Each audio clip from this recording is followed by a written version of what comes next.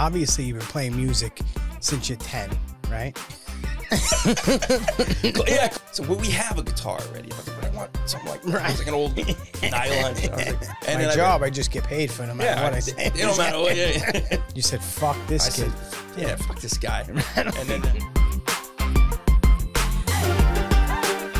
Welcome back to Too Many Topics podcast. Today I'm excited to welcome Steve Connolly to the podcast. Friend of mine for a little while. We just met up again on social media like everybody does on the gram or wherever it was that we caught each other. But Steve's, I'll let him introduce himself a little bit, but father of 5, right? Father of 5, yes. Yeah, musician. It's surprising I'm here, right? Right. I was going to say, I'm surprised you got the time to do it. I know you're a musician, which I found out. We'll talk about that funny story in a little bit. Amateur boxer, right? And that's how I originally met you.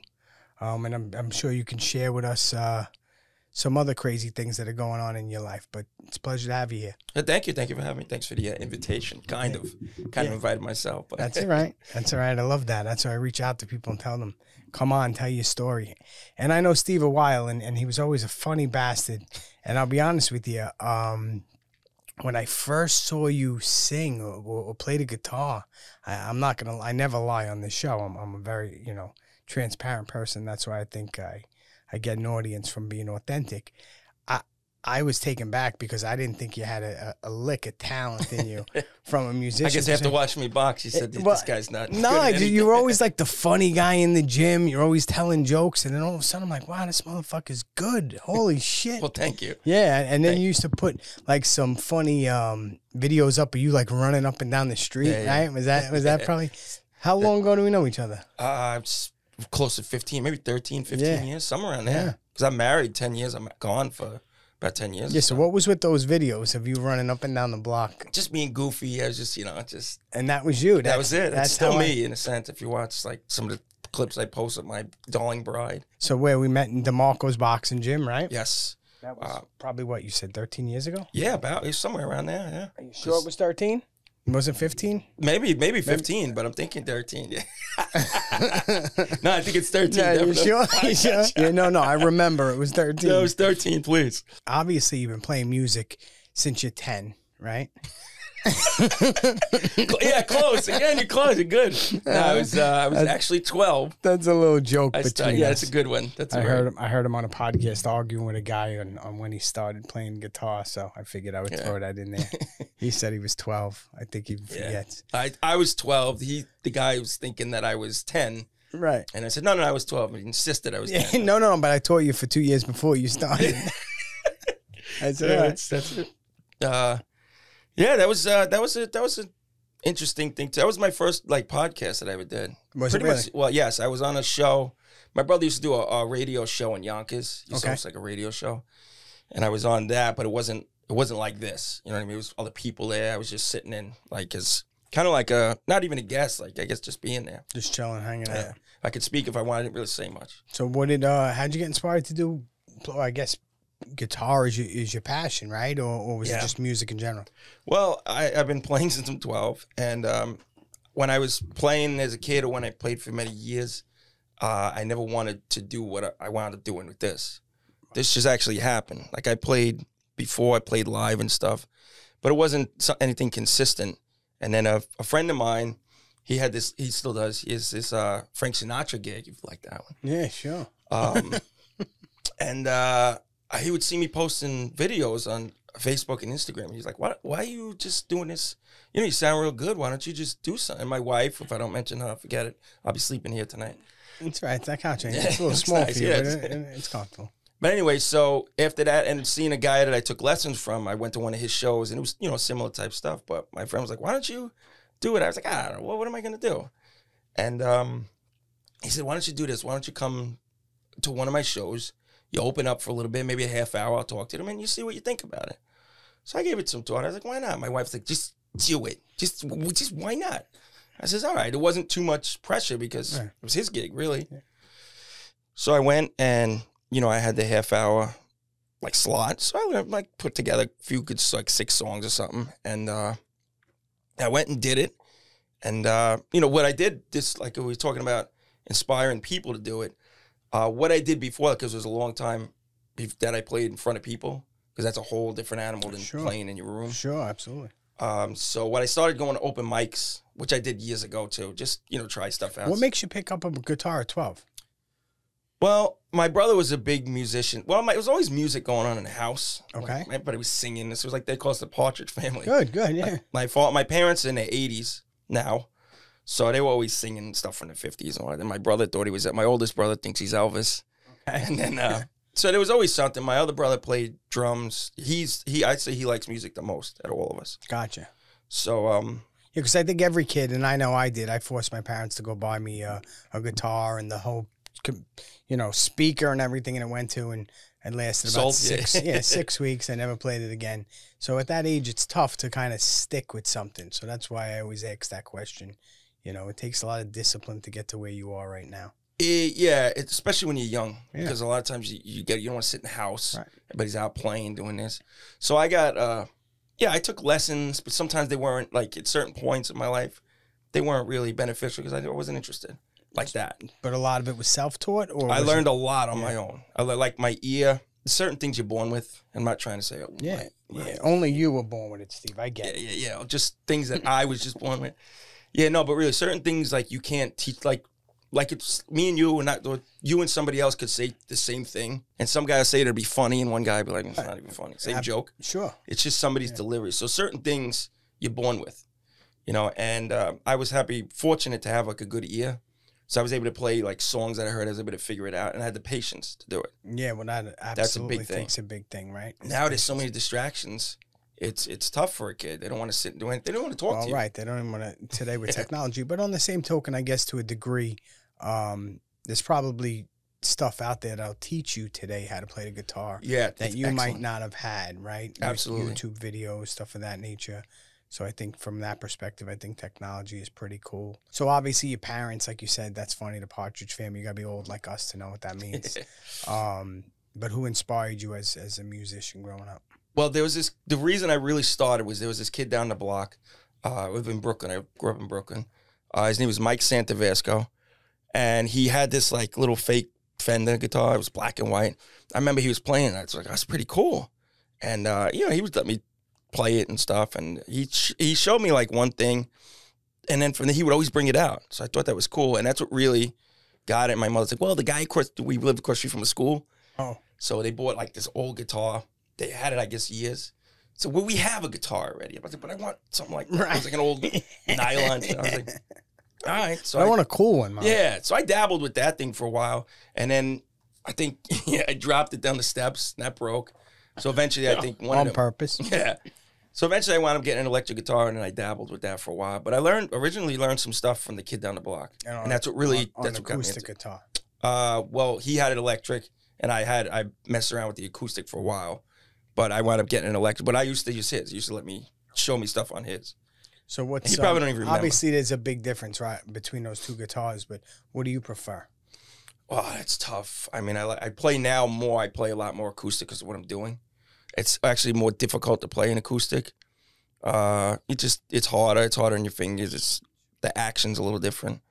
But much different sound. It's a different sound. Yeah. There's certain things, if you don't use the electric, if, like, guys just play an acoustic, there's certain things they won't be able to do, like playing distortion and stuff that they're not used to, that, like, right, muting and stuff. It's almost like more of a pure talent to play acoustic than it is the electric, because you got so many other little things that can help you along the way. Well, I would say it's more revealing with acoustic. You can't hide. That's what I mean. Yeah, you can't hide your mistakes. You got to be precise. Yeah, you have to know what you're doing more than being able. That's what I meant by hiding. You got wiggle bar. Yeah, especially with like distortion, where the heavy stuff. Yeah.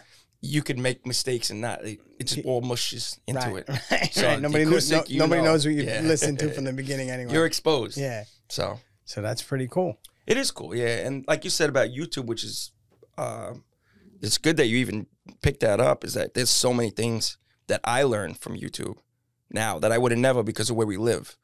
Like some bluegrass stuff. Right. people around here really don't No, do that stuff. you wouldn't. Right, you Yeah, wouldn't so- be inclined to learn that. But I watch my kids do it, and that's why. Like my daughter taught herself how to do the Rubik's cube, and my son teaches himself how to play whatever video games.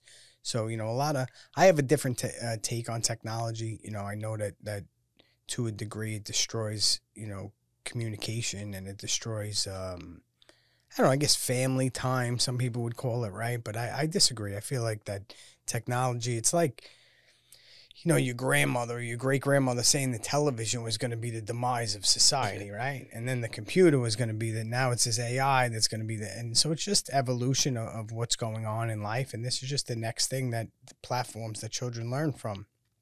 Unfortunately, like most people in America, we abuse things. Yeah. And that's, I think, what's people are using technology as a babysitter instead of truly using it, as a vehicle to teach people things. Because I know I'm on there all day long learning stuff because I didn't think school was important, 35 years ago. And now you realize you got to catch up. Yeah, especially with these young kids too. Yeah. I agree. I see both aspects of it. Like I see it's very useful and like I don't think I'd be doing what I'm doing as far as musically, or I should say successful. Sure. As much Right. without the internet. Sure, you can get yourself out there. There's so many more eyeballs opposed to, doing shows. Talk to me about about gigs. Like, so from the beginning, you had said to me you started off helping out a buddy, right? Mm-hmm. Just shooting the shit, trying to get on there for like an open mic type of deal. And well, I warmed up when I knew I had this show coming. If there's any kids watching or anything, this is helpful. It was a good idea. What I did because I knew I was going to be in front of people I knew. And that's a different animal than playing in front of strangers. So I started hitting open mics again. And that kind of warmed you up. I remember the first time I was nauseous. And I work for the railroad for my day job. And I speak in front of people. So that's not really a scary thing. Yeah.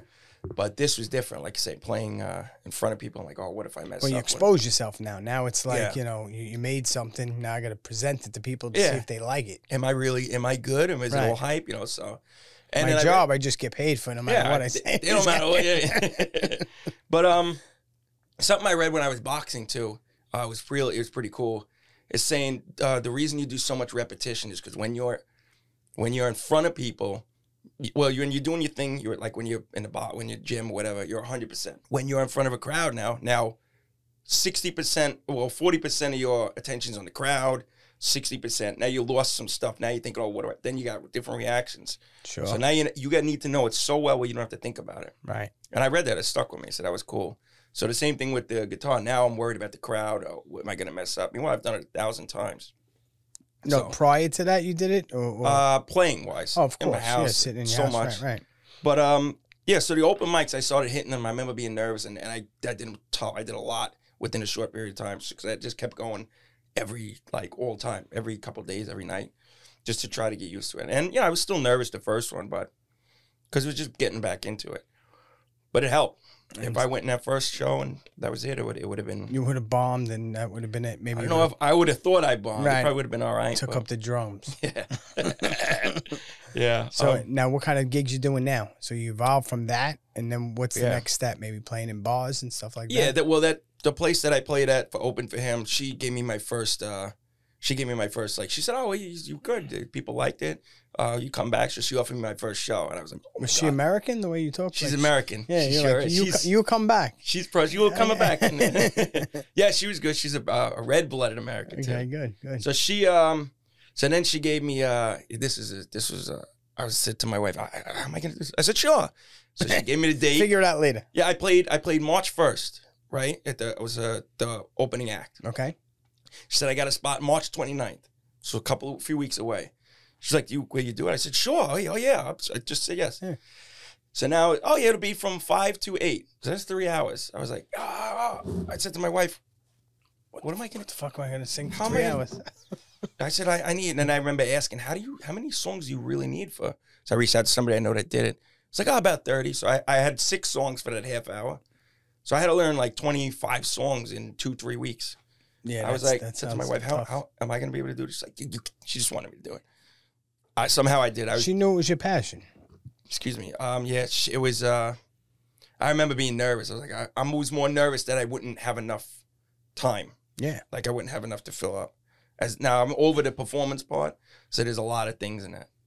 And you don't play 3 hours straight, right? You get breaks. Well, you take a little break, yeah. Not much, but yeah. But that time I didn't know what to do.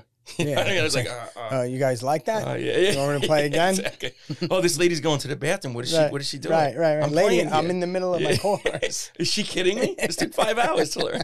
Yeah, that was cool. So I did that, and then once I did that, then I forget from there. Then the other angle started, where it was trying to find another place to play. So I did this. I think she might have gave me another one. So I started doing a few shows there. And she was real cool. She's a nice lady. She's a nice lady. So from there, and then it was challenging to get other places. But what I did was it was slick. I had all pictures taken of me when I was doing open mics.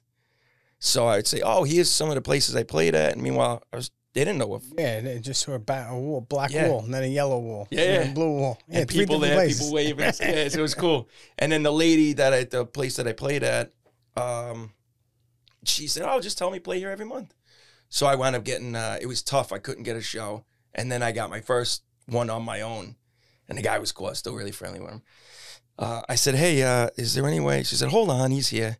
He says, all right, when do you want? Because then we were like, oh, call back. You know, everybody said. But this guy was like, when do you want to play? Like, he didn't care. I remember. Did he even hear you play? Didn't care. And I said to him later on, I was like, what were you just like? Drunk? I'll just book somebody, and if he sucks, we'll never have him back. And he said, yeah, pretty much. Yeah, So he just took a chance. And I played there all the time.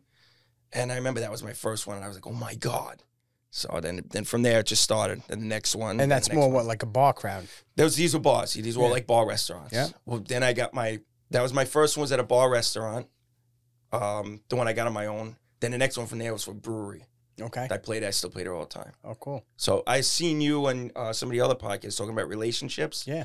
That's the biggest part of the whole thing. Absolutely. It really is. I think in life, it is, I believe, any kind of ongoing something, whatever you want to call it, right? Mm-hmm. Whether it's a work relationship, a personal relationship, passion relationship, I believe that's the most important part of life is it makes things a lot easier when you have a relationship with somebody opposed to, even you walking in cold on different places opposed to you walking in on a referral of, hey, Steve played over here for me, go see my buddy John, and, he'll put you on. It all makes a difference. Yeah. Especially if because they're putting their kind of reputation on the line. Absolutely. It's their business too, right? Yeah. It's a reflection of them. Like that gentleman, he's not a stupid man. He understands that, you're going to have 10 and probably 8 are going to suck, but I'm going to grab 2 good ones. Yeah, eventually. Those guys I'll run with, right? Yeah. So to say no to people is sometimes, closed-minded, if you will. But so talk to me about the worst gig you ever played.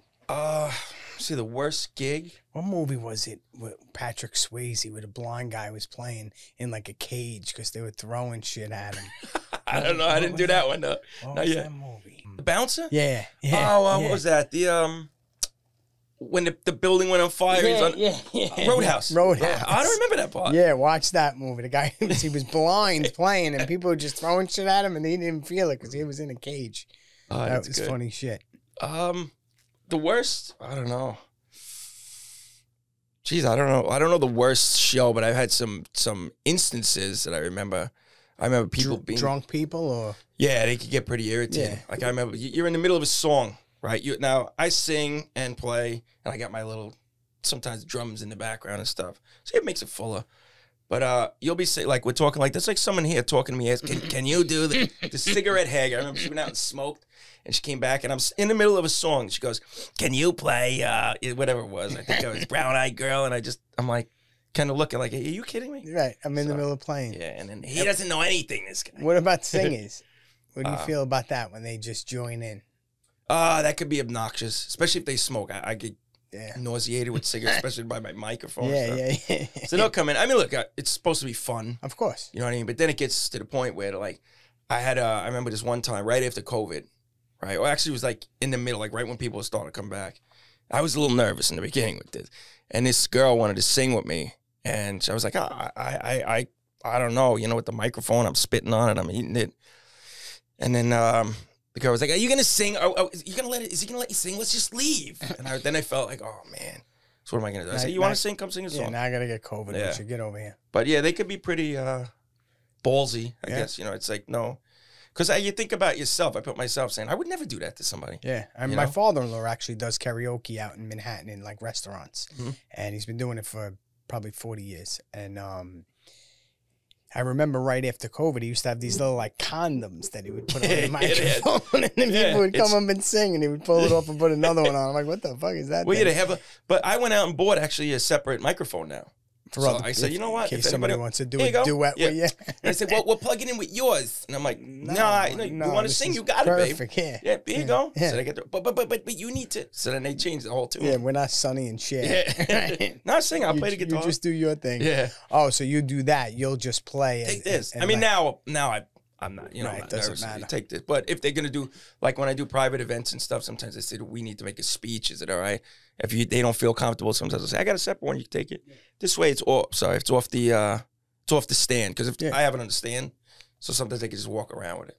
Yeah, and what type of private events you do? Like stuff like that? All kinds. I do private parties. I did just recently, private events. I just did, there was like a meals, like a feed. Meals on Wheels type thing? Kind of, yeah. Something like that. In Jersey, at a nice country club. I did an 85th birthday party. I do all sorts of things. I've done engagement parties. I've done. Wow, that's pretty cool. Yeah, it's real cool. I did cocktail hours. So I guess you got a lot more than 30 songs now. No, I got a lot now. Now I'm at this 4 years now, and I hit just the other day. I'm right now. If I quit today, I do 265 shows. Wow. And holy shit, that's a lot. So it went, and then it really picked up. Yeah, well, I guess, and especially social media helps you with that, right? Social media helped a lot. That's how I saw you. Yeah. You know, that's how I was pretty impressed, considering I watched you get punched in the face all the time. I didn't see the transition, but yeah, man, you definitely took me by surprise with that, which was cool. Well, you see that? I'm good at hiding something. Maybe not my punches, but... You seem to be the guy you don't want to follow in karaoke, right? Because that's... My father gets those guys, too, like, I guess, off-Broadway type of people, because he does it outside on Mulberry Street in the summertime. And you get walk-bys all the time. And some of these guys are just phenomenal. Yeah, like, you'd be surprised what's out there. Yeah. Is he host it? Oh yeah. Oh, that's so cool. It's his thing, Yeah. but he sings a lot of the fill-ins, right? Like when there aren't people, you know. That's how you get them. He gets a big following, but because he's been doing it for so long, but he'll probably bang out 6 or 7 songs himself through the night. Yeah, that's cool. Yeah, because not everybody is willing and able like yourself to run up there and. Well, when you see somebody do it too, it's like, all right, well, he's warming it up. Because I remember going for the open mic, I never wanted to be first. Sure. I was always like, all right, the guys, all right, I'll sing a song. The guy usually a guy or a lady who hosts the open mic, they'll say, all right, I'll do a song and then we'll warm up. You usually write your name on a list. Yeah. And then I was just real nervous. Of course. Now, so that's it. They usually like kind of show you it's.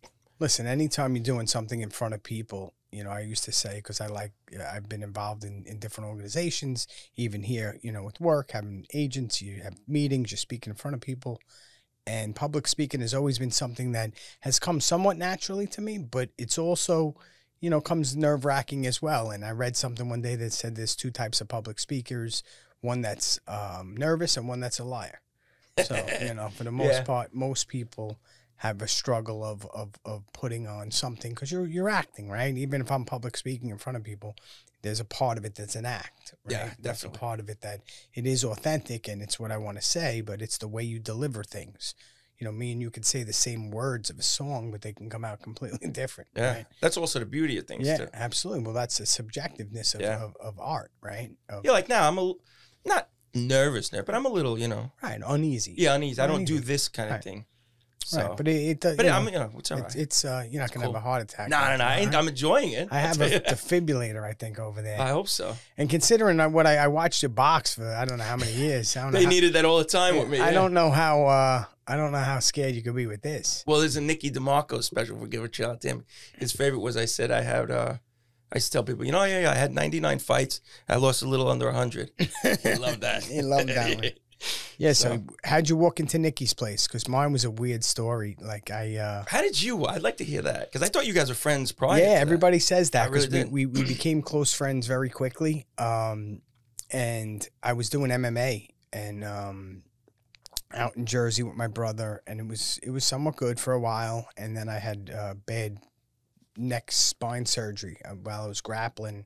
Got caught in the wrong position. Next thing you know, I'm in the hospital.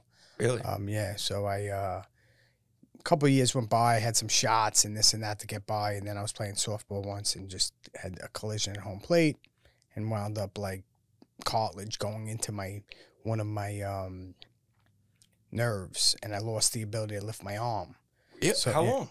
This was... So, I mean, for how long did you lose it? Just like a day and a half, because okay. as soon as I woke up in the morning, I was like, fuck, I gotta, go do something. I went right to the hospital. Next thing you know, they were ready to put me into surgery right then and there, but I had said, and I didn't mind. I was like, all right, you look like a good guy. You sound like you know what you're talking about. And I came home, my wife was flipping out. My mother was everybody was like, no, you got to go to like hospital for special. Were you in the urgent care first? Yeah, I'm like, look, I'm not looking for the hottest girl to dance. I said, I just need my neck fixed. So long story short, I went out to the city. I got it done. And after that, I started, I just said, what can I do? And they said, you can still do something, right? Because you get that in your system to, want to work out. And I still, to this day, you have to do something, move your body, right? So I went in there and I just was looking up things, and I kept seeing this DeMarco's boxing. And I'm like, fuck it, let me just go over there and check it out. Just on a whim? Yeah, so I just went over, and I... this is the Ellis Street one, Yeah, right? yeah, and I just met him, and that was it. That was the beginning of the end. We had a good little place up there. It was a lot of fun. I loved that place, yeah. Yeah, it was a little weird, right? It was on the second floor of a building. So it was like almost like in an office building, and then all of a sudden you opened up, it was a gym. So I thought that was pretty cool. You know what? Real funny is the guy I took lessons from as a kid. He moved out to Staten Island. He had a music school, right next door in the same building. And I used to teach at that school. So I knew exactly where it was, and then they knew each other because they were neighbors for a bit. Okay. And then my friend Mike, he wound up moving to Jersey, so he shut it down. Gotcha. So that's another reason when I went there, I was like, oh wow, it's right next to. As soon as I heard Ellis Street, I was like, that's the same. Yeah, building. I know where that place is. It was 101 or something. Yeah, 101 upstairs. Yeah. So when I went, I remember Rafiq, he was there. That was the landlord. Yes, I remember when I first went there, I didn't like him. Nicky. I told him too. I told him I hated you. Because I went there, I said, hey, how you doing? It was right before they opened. It was him sitting with somebody else in the gym, and the ring wasn't even done yet. Oh, okay, so it was earlier. It wasn't open yet. I said, hey, how you doing? I looked up, same thing, I looked up. Because I was going to Gleason's in Brooklyn. Oh, okay, so you were boxing. So I went there for a little while, and then maybe a year or two, I had my first fight, and then after that, I forget, it just got to be a lot with working and getting there and stuff from here. So then I said, maybe I'll try it out. And then I went over, so I met him, and then I was like, yeah, I hate this guy. I'm not going. Fucking Mickey. He's like Mickey from Rocky. Yeah, I was like, I'm not going. Spitting. Yeah, grumpy guy. Like, he didn't really spit. What? No, he wasn't a spitter. But he was. I was like, oh, yeah, I wish you guys a lot of luck. He's like, yeah, thanks. I said, this guy's opening a business. Nick's one of these kids, he does have a great personality when you get to know him. But in the beginning, you're right. He's just like, first of all, I always felt like he wasn't from Staten Island. So he always felt like, a little bit out of place, not knowing people, right? If he owned that place in where he lived in Brooklyn, it would be a lot easier easier and harder, right? Because you got your friends now in there, and sometimes that's more difficult. But I felt like he always felt like, he really didn't know the population that well on Staten Island. So I think he struggled with that a little bit. One thing I would always say about Nick, he was phenomenal with kids. Like he's still he's good with that. Phenomenal with the young kids, man. I don't know, he just has that knack to inspire them and to teach them in a way where, and I think he gets that from sports because he's still is heavily involved in sports and I see he posts a lot of stuff like football. The kid sure. Well, now the kid now is he's playing a lot. Now, so I wound up going back to Gleason's after that. You said, fuck this kid. Fuck this guy. And then fuck him. And then, so I went back, but then somehow, I forget what happened. I think my trainer at Gleason's, after time, I did quite some time. And then I went with another guy, was training me, and I wound up doing it at his gym. Okay. So he wasn't even my trainer. And then what happened was, as I was going there, slowly but surely, he started saying, yeah, come here. And I would go, and he took me in the office. We'd talk a little bit. Yeah. And then it got to be longer and longer. And then we went to the other gym. I wound up doing that logo. Oh, did you do that logo? Yeah, in the big blue in the garage. That's where I met you. Yeah. So we became friendly, real friendly. He was at my wedding and stuff too. Okay. So, yeah, so we became real good Yeah, friends. no, he like you said, he's at the beginning he's a little rough. I think he doesn't, again, it's I guess the environment. Misunderstood. The environment you grow up in boxing too is and I've learned that through him. It's a very greasy business. And Very. you can't always just trust the first guy that walks through the door because they all got something to say. They all got something to sell to you. Yeah. Unfortunately, even with Something to teach you. Yeah, even with his pro career, in the beginning he was managed very well, and I think at the end it started falling apart for him, and that's what really kind of took him out of the that pro circuit. But he was he was good. Nicky was good for I didn't get to see all his fights, but we happened to I was fortunate enough to work with him at the I remember at the hotel. I was at those fights, but I remember you were doing stuff with him. it was because you were speaking like something like this, right? I remember you speaking at the table. Like a pre-fight thing, but that was a lot of fun. I appreciate him let me be involved in shit like that. But I do remember you were in 2 gloves, right? The Golden Gloves, yes, I did the Golden Gloves twice. I did other fights, but the Golden Gloves, the actual Golden Gloves, right? twice, Smokers and stuff like that. I did smoke, but I did regular fights too, like on the books. And then we did smoker fights too. And how did that get inspired, right? How do you go from being a musician? Because I hate jumping around, but I got to just go back for 1 minute. When did you start, let's call it professionally playing? Guitar? Well, I guess depends on what, you consider teaching professional or like actually playing? Yeah, like playing for money. Was it before or after boxing? Well, I was getting paid to teach. I did that early. Okay. Yeah, because I heard you had said that to the guy, the podcast guy, that you were teaching for him at one point. I was teaching for him, yes. Gotcha. That's actually the first time I ever taught was for him. Gotcha. I was like, I don't know anything about teaching. And he told me a good tip, and it's true. Said, most of the students, and this is really true, don't care about they're going to come to see you. They're going to come because you're going to be funny. They're going to, I got to go to lessons. They're not going to practice. They're not going to think about it the way you do. Right. They're just going to come to see you. Sure. So 99% of the kids don't have care it. like the way, like I did, in 6 weeks, spent, probably a couple $100 on lessons, wasted another couple $100 on the guitar. Well, guitars now. Yeah. It's probably in China. Yeah, absolutely. It was on eBay 6 times. Yeah. But how does boxing come in? Well, boxing, I got actually, I don't know if I should, that actually came from reading. Really? So I was watching, a lot of different types of people were learning some kind of martial arts and stuff. And I felt that, after 9/11, we were going to have some problems in the world, in the country. So I was like, you know what? I better know something. Because everybody's like, nah, I'm a street fighter, Yeah, he used to call him Joe Public. He used to call them. They used to come in and try to knock the bag off the ring. But you know what? If you're up against a trained fighter, it's a different animal. I said, you know what? I better learn something. Yeah. And I went in old. I started old. I was, I think, 30 years old when it was it was a gift. Sure. That was my birthday gift to join the boxing gym, and I joined Gleason's. I'll try for a month, thinking I learned how to box in like a month. Yeah, not realizing. Yeah. So that's how it started. Yeah, but it's a great workout. Even if you're not looking to get punched in the face, it's still a phenomenal workout. But I remember the first time sparring with Nick, and I came in there too with not an attitude, but I was like, I've fought before. I got punched in the face. I can do this. I remember the first time sparring with him. I felt like he was a fucking octopus. I'm like, how many fucking arms does this kid have? He's a slippery. He was definitely so different from, like you said, like a guy, there's ball players and there's guys who play ball, right? Yeah, absolutely. There's 2 types of people in this world. And it's not so much like, you'd see these big juice guys. Yeah. And you're like, oh, God, I'm going to go in. I was at the time, now I'm a big fat slob, thank God, because of quarantine. I put on places that I'm about 40 pounds. Probably, that too. The places that you play in. They eat well. They feed you. But I put on probably since you see me 50 pounds. Wow. I'm an ox now, not in a strong way, like a fat. Yeah. I walk up the steps, I'm out of shape. What'd you fight at? 165. Wow. So I'm like 215 right now. I'm gonna say I'm 165. Yeah. I was got 165. About a foot and a half on me. Yeah. So I was thin, and I was going. Then I would at that point when I'm the same height, I was a man. I wasn't a kid. Right. So now I'm going against these big juiced out guys like in sparring. I'm like, this guy's gonna is he gonna break my ribs? But they couldn't fight. Right. And you're surprised. You're like, whoa, this is Yeah. And he's just smacking them. Not that it's easy, but it's when you're trained and you said, you made a point earlier, and I felt this with the little kids too, when you said the 60-40 rule of when you're playing by yourself or you're hitting a heavy bag, you're 100% focused, right? The heavy bag ain't hitting your back, and you're just doing your routine or even hitting mitts or whatever. It's kind of a dance routine, right? You do it enough of times, and you know how to do it. You can see a lot of guys in the gym that can hit a speed bag like crazy, but they don't know how to box.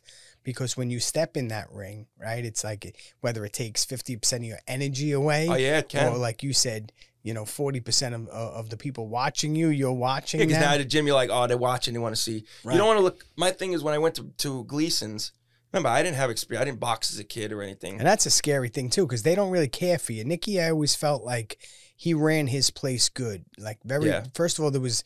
very rarely was there punks there. Like, I don't remember it was pretty good. Stuff like that. But I would think Gleason's is more like a little bit of a jungle, no? Well, I got to tell you, when the guys see you try, they were pretty cool. They were cool, but you never want to look soft. So there were times, I was like, I don't know if I should go against this guy. And they're like, no, you'll be all right. And then what are you going to do? A place like Gleason, like you said, you look around, you're like, you have no choice. Right. So as long as the guy that owns the place understands he's not trying to get anybody hurt. But he's not involved. Oh, okay. The trainers train. He has nothing to do with it. You pay your gym, you could use anything you want. Gotcha. It's between you and your trainer. You can get knocked out cold. That's what I'm saying. These guys are like, I need my guy to get some work in. Hey, you, white guy over there, come here. You look like you could beat you up a little bit. Come here, But, but it wasn't my idea to go fight and go into Golden Gloves. Actually, my trainer said it.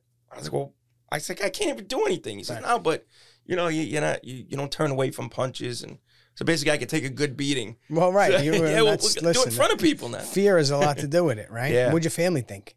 Oh, I'm gonna say lie.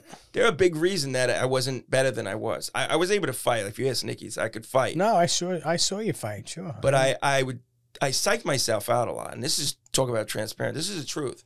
So, like, I would be, when I got there, I'd be like, oh, I can't do this. This guy's probably a lot younger than me, had a lot of experience. Talked yourself out of it. Yeah, I lost multiple fights. I've won fights, but I lost more than I should have. Mentally. Yeah, mentally. I was like, I can't do that. I don't know if I could do. What if this kid's from Russia? He has 300 fights from over there. You know what I mean? Sure. First kid I fought was a Russian. He was 6'5", 6'6". I went there, I was like, what? Isn't there a weight class thing? Yeah. It was enormous. Skinny. But I was like, I wouldn't even be able to get close to this kid. So, yeah. So that's it was very, very deceiving what you could talk yourself out of. Absolutely, so it's really it's a huge mental game. The fight's with yourself. Yeah, it's not really with your opponent. And I did, and I got that's important to know. But another thing too, when I was at Nicky's now, this kid Umar, you remember Umar? Yeah, sure. He came to the gym, and basically, me and him were like sparring partners almost. Because all we did then, like when I met him and I was sparring, but all we did was spar. Like I didn't hit. He was a little smaller than you, but no, he was stocky. same weight class. We were in the same weight class. Yeah, but I'm saying shorter than you, but stocky. Yeah, strong kid, tough kid, real tough. Yeah. He had experience too. I learned a lot. Nice kid too. Real nice kid. We hung out and stuff. We used to run a lot together. So we did a lot together. I learned a lot just from sparring with him, and we would spar. I remember the summertime. There was one summer we sparred That was it. We didn't do anything else but run and spar. Not every day was banging each. You get a recover. Sure. But it was always sparring, and that's how you fight. That's how you learn. Yeah. The bag you can only do. The bag is more for like conditioning and. Yeah, absolutely. But sparring was where it's at. It's like game time situations. Yeah. Opposed to having a practice if you're playing baseball. Yeah. And he was legit. That kid could fight. So it wasn't like I was maybe when I go against somebody else I'll see he could fight. No, he was definitely a fighter. Yeah. I actually I saw him not too long ago. Did you really? Yeah. He had a few guys in there that were pretty good, Nicky. I remember he had those young kids in there that are still, I see they're fighting a little bit. I forget everybody's name as you get old. He has some kids now that fight. I was gone before. Yeah, I see them through social media, but I'm talking about like DeMonte, that young. Oh, kid. they were young. Now they were like 50. Yeah, now they're men. Yeah, now they're not so young anymore. Yeah. I look at them like, holy shit, how old am I? Yeah. But yeah, he had a couple of good whatchamacalls too there. I remember, again, I don't know guys' names, but he had that pro come in the old spot on Ellis where we had that like demonstration. I think he was like a Russian kid. Oh, the rabbi? Or, yeah. Yuri Foreman. Yeah, I knew him from Foreman. Gleason's. Yeah, he's Yuri cool. He was a nice kid. That's Real nice kid, Yuri yeah. Foreman. I wasn't there that day in Yeah. Staten Island, but You're good I with the remember he did names. that. But Nicky was cool. Nicky gave me a lot of freedom. I get in a lot of things too. I trained for him for a little while. He had me train, like they were having some fights. Oh, sure. And he let me for a while. He was like, I was hooking up fights for certain people. Okay. Like, so I would be in contact with this guy in Jersey. Uh-huh. So he would let me. Yeah, I guess like probably because I fight was promote- older. yeah, sure. Yeah. But you also understood it. You Yeah. know, and that's what Nicky, his big thing, and that's why I helped him when I helped him was trust, right? Because you need people around you that I spent $6 in Target. But he, being that, you know, that game was very like deceitful. Like he was happy to have people around him that he could trust. Yeah, I'm not gonna try to get some kid hurt. Like Right, some of these people absolutely. just they don't care. No, they don't care. And dangerous, that's what I said to my point about Gleason's. Like sometimes they just use other people to kind of get their guys better, right? Not necessarily care about. I don't know about not if the trainer wants to keep you. Okay. Like he was getting money from me, so you know I was getting good money Well, from me. that's different too. Yeah, And you he pay. didn't want to get, you know, he didn't Sure. want me getting knocked out or anything like that. So it was control, but a lot of times he had so many fighters under him. He'd be working with a pro, and yeah, go spar with this guy. And then one time I remember I was getting laced up pretty good, and this guy, his other trainer, he was a cool dude, Don Saxby, his name is. My trainer either was somewhere else with somebody working with somebody else, and I was getting pretty tuned up. And he came and was, yo, why don't you stop beating the guy up? I was new. I was kind of new. But yeah, I was so getting that's tagged good. pretty It's nice. So he nice stepped in, yeah. So what was your worst fight you ever had? Worst fight Yeah. in boxing? Yeah. Why, you want to talk about it? No, I wouldn't lie. Well, there was one fight that I was. I'm going to charges pressed against you, bro. This is a family show. I'd say my second fight. I was going to say, sometimes your first one, right? Because of nerves and whatnot. My first one, I at least was really tried. Okay. My second fight, I kind of just gave up. I wasn't in shape. I was supposed to go to a barbecue that day. I got the fight book last minute. I was like, yeah, all right. Fuck it. Yeah, and then I heard the kid's name. I was like, yeah, all right. I just thought his name was. I'll explain that later. Did you fight when Nicky did the show at Angelina's that time? No, I never fought there. That was in the. Didn't he do it in the city? No, he did it right here on Staten Island outside. And that was a strange show because it was like 99 degrees out. I remember, what's her name fought? What the heck is her name? She moved to Jersey. Oh, I know. What so the hell's her name? horrible. She had the husband and kids. Yes, right? yeah. Great guy. Great guy. Not Allison. Starts with an A. Yeah, was it at? Allie, I think her name. Yeah. But what is it short for? Yeah, no, I don't know if it's Isn't it Allie? Allison. But I remember she was a tough kid. Yeah, she was good. She fought in the sun that day. That sucked. And now you got me. Yeah, I can't think of it. I know as soon as I get off the show. Yeah, I know. We'll look it up. And yeah, I'm like, oh shit. So we apologize for that. Just apologize, Allison. Yeah, Allison. I think it's something with an A. Yeah, I can't think of it right now. I can see her Precious face. is making us. And I can see her. I can see her face too. Husband, yeah. too. Husband's a nice guy. I met him like twice. So when did you stop boxing? When I moved. When I moved to Jersey. yeah. That was it. Because I wanted to keep going. I don't know. I think we were already married. So then I found this place in Patterson. It's a pretty rough neighborhood. Tough area, right? So I was like, this is great. This is a real, because I didn't want to go to like one of these women's kickboxing gyms. Yeah. I want to continue to fight a little bit. And then, so the place in Patterson, I found, I think it was at like the bottom of the projects. And there was a dog out, like it was a fence and a dog.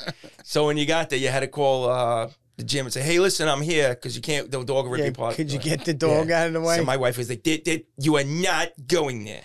You're not. So I was like, what am I going to do? I'm going to try it. Yeah. So I was like, all right. So then I was still running for a while, but the running in Jersey kicked my ass because it was all hills. Yeah. It's like, I can't do this shit. It was total. I run 5 miles a day. Yeah. I was running 2 there. Like, shit. Yeah, this might not really be for me. Where's my guitar? Yeah. Where's my guitar? Strum a little bit. So, yeah. So that was it. My boxing career basically came to, was it a hard stop? That's what they say. That's what they say. Hard I came stop. to like a hard stop, pretty much. But how many fights you think you had in total? I think on the books like 8 on. I'm not even trying to sound like I'm not trying to sound cool. Like I had so many. I don't know. I think I had like 8, either 6 or 8 on the books, and then some like he had like some sparring nights. Yeah. Those so were I the had funnest a bunch. ones. Yeah, they were fun. That's the especially if you funnest knew ones. each other. Sure, because there was a lot of. You were in there trying to have fun, but also learn a little bit. Yeah, exactly. That's what and like I said, I can't say it enough how because I came from Jersey where I didn't know anyone, and these kids would like eat rock, like asphalt for lunch. Like, you know, one kid, I remember this kid, George, great kid. I mean, I used to wrestle with him all the time, but it looked like he showered on Thursdays. Like, he just wasn't like, but he looked like he used to lift logs over his head. Yeah, they're like farmers and, out yeah, there. and just strong as oxes. But there was also no egos. And I said, wow, you know, you could probably never have a type of place like this on Staten Island, because, you know, as soon as you get the better of someone, you got to fight his brother and his cousin in the parking lot. But I think fighting, I don't know about MMA, but I'm assuming it humbles you a lot. Absolutely. There's no, it wasn't, you know, unless something happens anywhere, but of course, it was definitely a different, yeah, it's a humbling experience. Feel. And for men, respect. Respect. Yeah, that's what I'm saying. Respect. Not being a child and not being, you know, I actually went with my brother, so it was nice that I had somebody that I knew to roll around with and stuff like that. But you know, you can't go in there with a chip on your shoulder. You can't go in there, you know. In the beginning, some people walk in with that. Of course, it's wiped out quick. But that's right. Especially if they have no experience. Right, they had a great way of policing that. Right, Mm-hmm. It's almost like self-policing us, which I thought, you know, was always helpful. But I don't want to keep you here all night. What's next for you? Like, what's going on? Well, just like I said, I've been playing a lot. I got some shows booked. I got actually a wedding just booked that I'm doing in July. Wow, that's cool. It's pretty much booked. Have you done weddings previously? I've done cocktail hours. Okay. You know, done cocktail hours. I've done engagement part, like things in that vein. Cocktail hour, engagement parties. What's the rehearsal dinner? Something like, yeah, but those are like kind of shorter gigs. I would think a wedding. Yeah, wedding. I'm gonna do. I guess it's a different kind of wedding where they explained it to me where it was. I'm gonna do some music during the beginning ceremony? part. Okay. Yeah, and then you know, some songs and stuff. And then while they're eating, you got to know your audience. You got to know when to do what. Yeah, you learn that through doing it.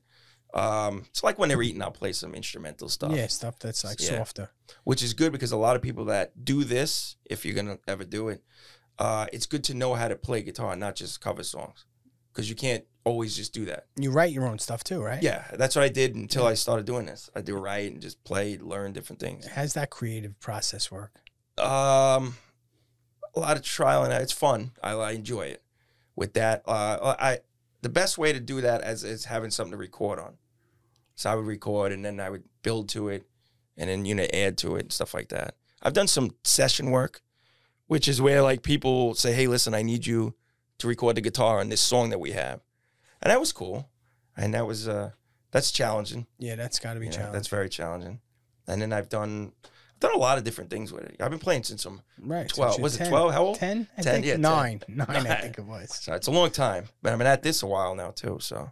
Oh, but that's good, so it's man. good, yeah. So thank God. Yeah, listen, you have a talent, and that's thank you. Like I said, I couldn't believe it when I first heard you. I was like, holy shit, it's the same guy that was fucking punching. I remember you sent me punching people around in the gym fucking 5 minutes ago. Well, now this is something I was doing since a kid, so it's different.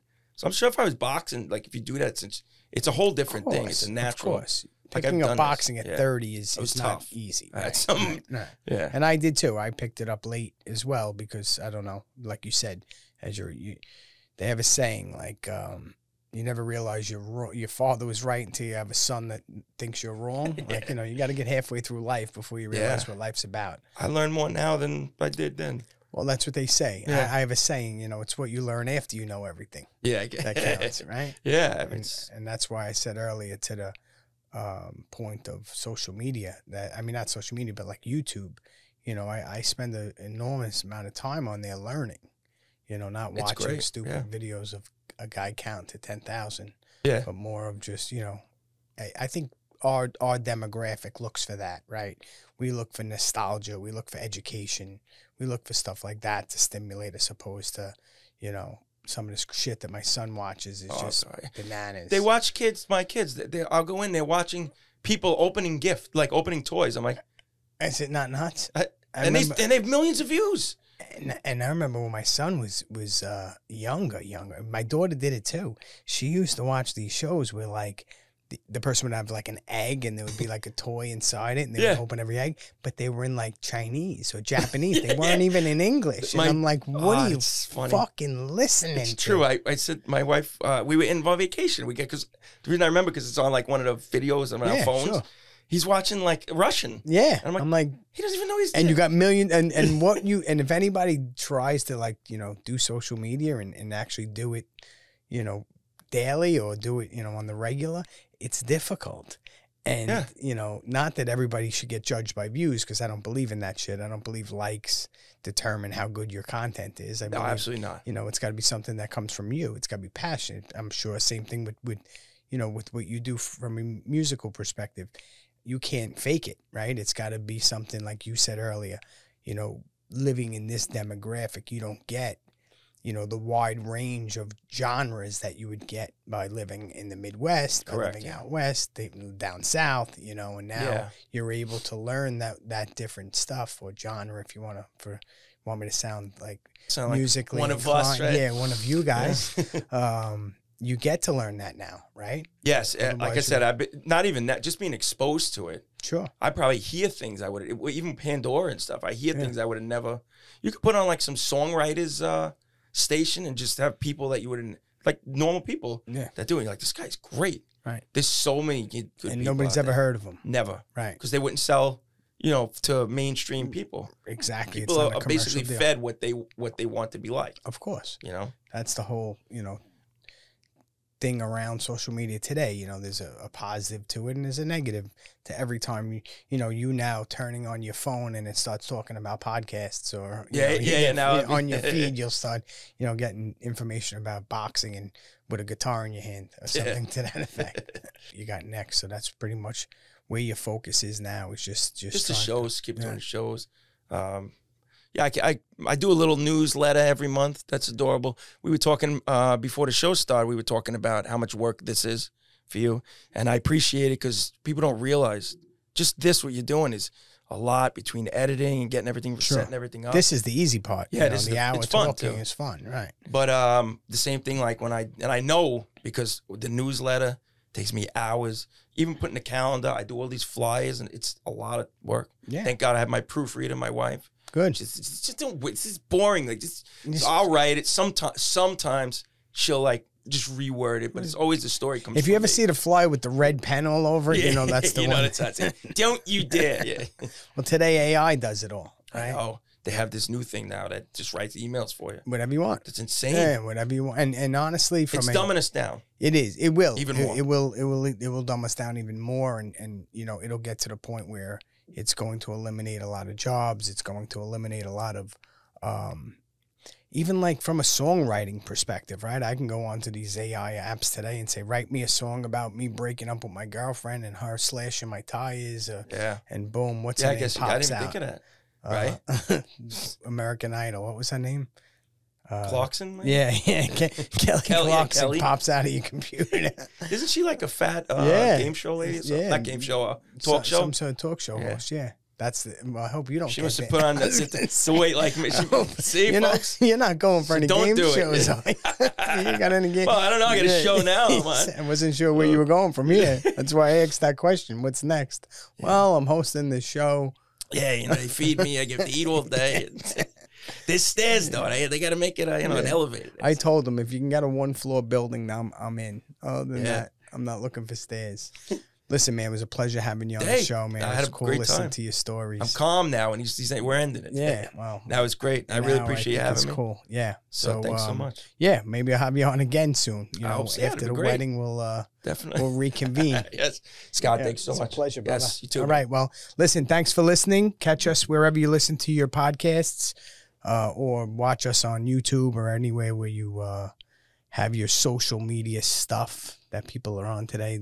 The Instagram, the Facebook, all that good stuff. But thanks for listening, and we'll be back next week. Thanks for listening to the Too Many Topics Podcast. Be sure to subscribe wherever you listen to podcasts. While you're there, leave us a rating and review. That helps spread the word about the show. Want more? Check out www.toomanytopics.com.